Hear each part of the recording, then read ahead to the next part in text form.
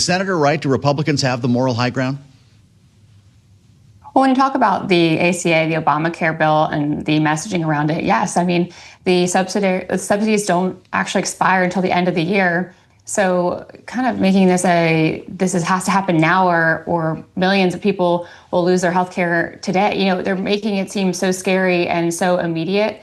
And the facts are that the subsidies don't expire until the end of the year. And those subsidies are largely for the insurance companies. You know, so I think there's a bit of a messaging issue for the Democrats because they know that. And Chuck Schumer certainly knows that. But he's getting pressure from the people from the far left of his flank. And because of what happened in March, he had to make this stand. And he knows that it's not a winning strategy, but it's what he has to do to maintain his leadership post. So what's your take on the way Speaker Johnson has comported himself? Because he certainly seems to be in lockstep with John Thune, and they are both in lockstep with the White House on this. How important is that bicameral unity, having been in the Speaker's office in a situation like this yourself?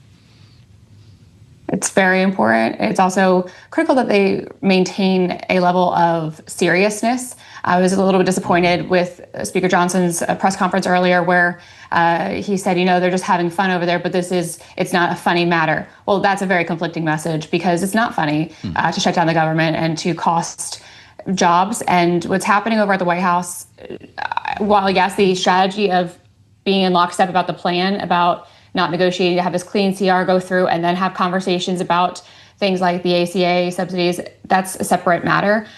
But in no shape or form do I think that Thune or Johnson should be, you know, supportive of what President Trump is doing on his social media accounts and J.D. Vance standing by the president. I don't think that that's helpful. I think it's pretty egregious to do so. And so policy-wise, yes, they should be in lockstep. But messaging-wise, I'm concerned. All right. Well, that's a good answer. It has been pretty wild watching the Truth Social feed with the mariachi bands and the rest of it playing around Hakeem Jeffries, who's been doing his own responding on social media to J.D. Vance and others. That's, I guess, the noise around this whole situation. How about the actual business with the White House threatening mass layoffs now? I think you were referring to that just now, and also pulling infrastructure money from some blue states to try to make a point. If you're the Speaker of the House, do you have any input on what money is doled out to where? Should the president be talking with congressional leaders about this? Because it doesn't sound like he is.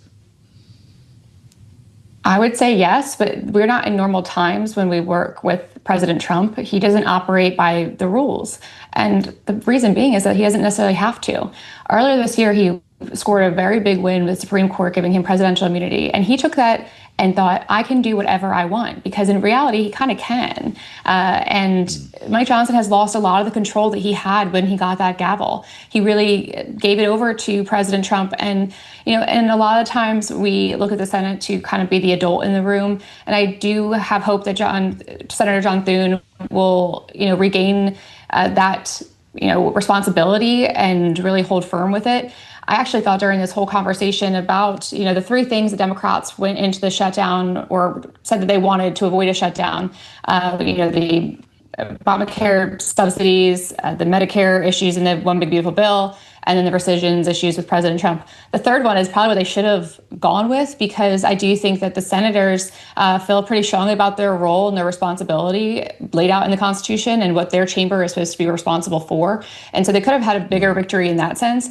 But it does make me think back to 2013. You know, this is almost in a flip way of when that shutdown was happening. You know, Harry Reid lamented that he wanted a clean CR. President Obama refused to even talk to Republicans because they were threatening the shutdown. And so he refused to negotiate with the threat of the shutdown being there, and refused to take any of their you know, amendments or additions or revisions into consideration until the shutdown was over.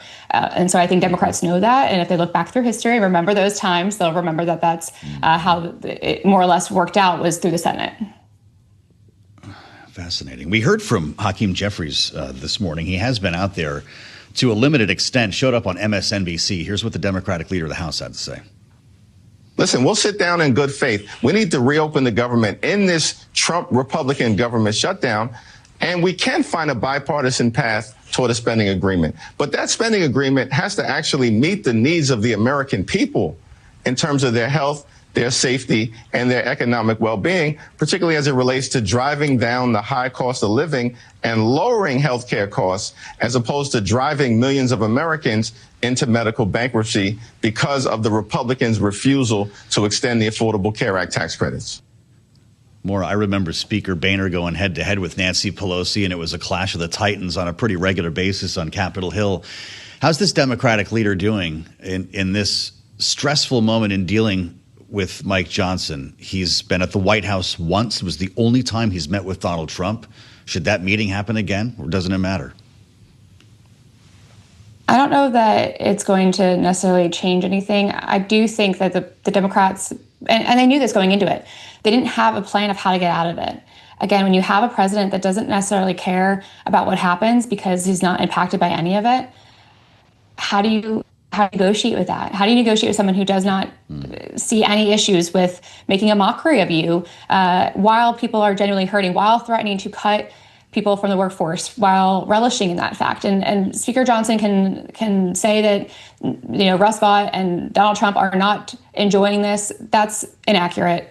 Russ Vought has wanted to do this for the better part of a decade. And this demonizing of the federal workforce, I take great problem with, because it's not as though being part of the federal government is necessarily a glamorous job.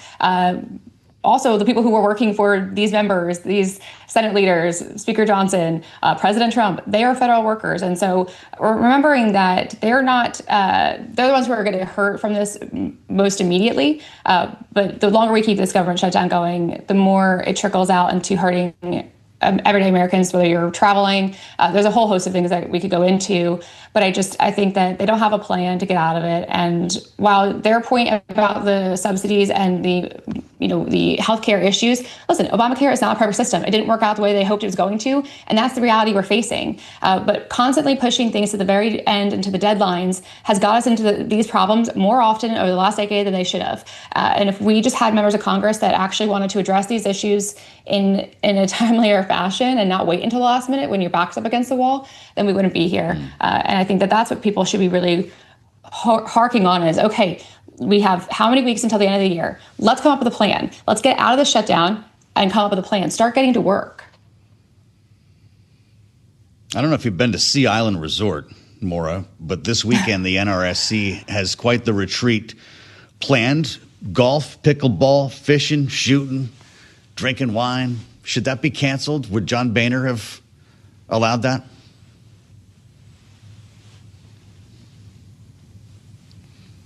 Did we lose Maura? Oh my God, was that convenient? Saved by the internet bell. Let us know your thoughts via email. Maura Gillespie, Blue Stack Strategies.